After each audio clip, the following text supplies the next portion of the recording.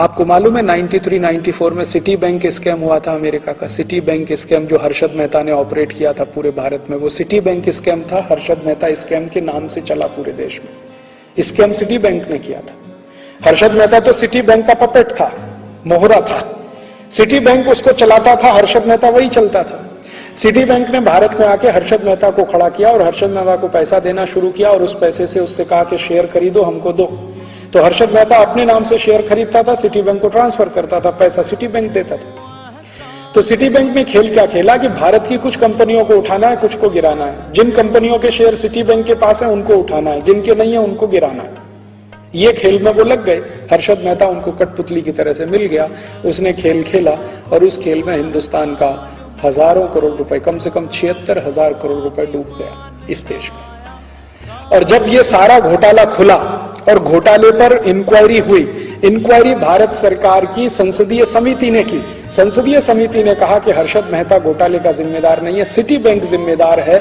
तो भारत के ex finance minister और वर्तमान prime minister doctor Manmohan Singh ने कहा कि हमें मालूम है सिटी बैंक जिम्मेदार है, लेकिन हम उसके खिलाफ कार्रवाई नहीं कर सकते क्योंकि अमेरिका से हमें इन्वेस्टमेंट चाहिए। और मनमोहन सिंह ऐसे फाइनेंस मिनिस्टर और आज भारत के प्राइम मिनिस्टर के रूप में भी सिटी बैंक के खिलाफ कुछ करने की स्थिति में नहीं है, क्योंकि उनको इन्वेस्टमेंट चाहिए वहां से। अमेरिका नाराज हो जाएगा।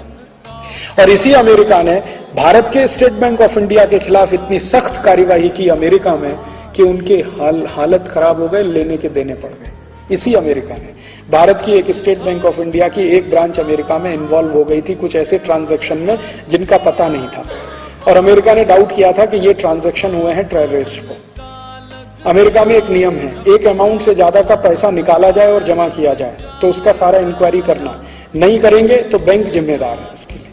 तो स्टेट बैंक ऑफ इंडिया ने ऐसे कुछ ट्रांजैक्शन किए थे जिनका कुछ अता पता नहीं था। उसमें अमेरिका ने इतना हैवी पेनल्टी ठोका उनके ऊपर कि एक ब्रांच का पूरा डिपॉजिट उसमें जाने की स्थिति आ गई। अमेरिका ने नहीं छोड़ा आपको, और आपने उनके सिटी बैंक ऑफ को पूरा छोड़ दिया। हाँ, इतना घोटाला किया तो भी हम मंजूर करते हैं।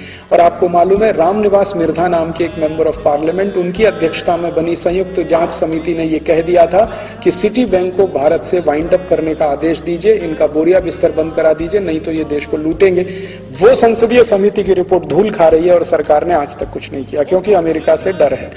अमेरिका नाराज हो जाएगा, हमको इन्वेस्टमेंट नहीं देगा। अभी नेक्स्ट ईयर से city bank, HDFC, ANZ Grindlays, standard chartered, ये सभी बैंक खुले आम अपनी शाखाएं खोलेंगे। वो शाखाएं खोलेंगे कहां? किसी गांव में नहीं। और वो शाखाएं खोलेंगे ऐसी जिसमें आप 50 रुपए डिपॉजिट करा के अकाउंट नहीं खुला सकते। उनके लिए मिनिमम है 5,000, 10,000, 15,000, 20,000, 40,000। आपकी भारत की जो स्टेट बैंक है या भारत की जो बैंक है वो तो गांव में भी जाके शाखा खोलती है, क्योंकि उसको सर्विस देनी है, बिजनेस नहीं करना है, सर्विस देनी। इनको बिजनेस करना है तो वो बड़े बड़े शहरों में शाखाएं खोलेंगे। बंबई है, कलकत्ता है, मद्रास है, हैदराबाद है, कोयम्बतूर है, चेन्नई है, वगैरह वगैरह। और उनमें जो क्रीमी लेयर है भारत का, जिनके पास थोड़ा पैसा, उनके डिपॉजिट रख के उस पर काम करेंगे। और वो डिपॉजिट को कहां इन्वेस्ट करेंगे वो आप भी नहीं रोक सकते और तय भी नहीं कर सकते। तो आपके देश की खून पसीने की कमाई, पूंजी, जो डोमेस्टिक सेविंग्स है, वो विदेशियों के हाथ में आप दे देंगे।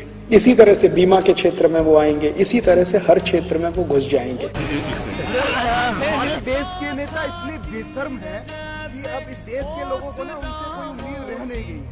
आप इस बारे में क्या कहेंगे? ऐसा है, 2005 से देश लुटता आ रहा है। हमारे पास बहुत सारे स्कैम हैं। 2005 में शुरू हुए, सारे स्विस बैंक 2005 में आए।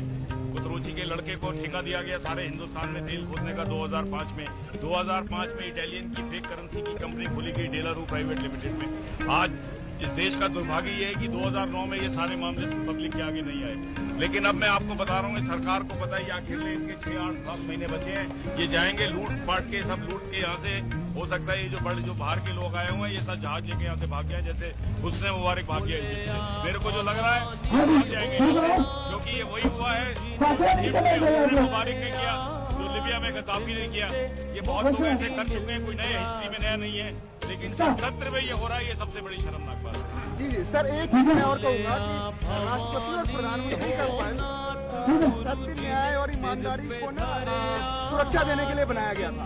और आज इस पद के प्रति भी लोगों में घृणा आ गई है। घृणा इसलिए आ गई है कि मनमोहन सिंह जी को लाया ही इसीलिए गया था, उन्हें पता है चोर उचक्कों का साथ देने में नंबर हमें मनमोहन जी ने रोक दिया, तो मनमोहन जी हमारे प्रधानमंत्री होते हुए भी इनका कि देखो कितने बेशरम शर्मिंदगी है कि इनकी रैली पर रोक लगा। मनमोहन सिंह जी के पूरे राज खुल जाएंगे। मैंने आज बोल दिया, हर्षद मेहता स्कैम में ये भ्रष्टाचार को बढ़ावा देने में लगे हुए थे। जब हमारे इनकम टैक्स डिपार्टमेंट के पास इन्फॉर्मेशन आई कि किसी आदमी का 500 करोड़ रुपया पड़ा हुआ है मुंबई के बैंक में, तब ये फाइनेंस मिनिस्टर थे, इन्होंने 27 फोन किए, 500 करोड़ रुपया जो हमने पकड़ लिया छुड़वाया इसने। आज मनमोहन सिंह मेरे सामने आए, कौन कहता है ये माता?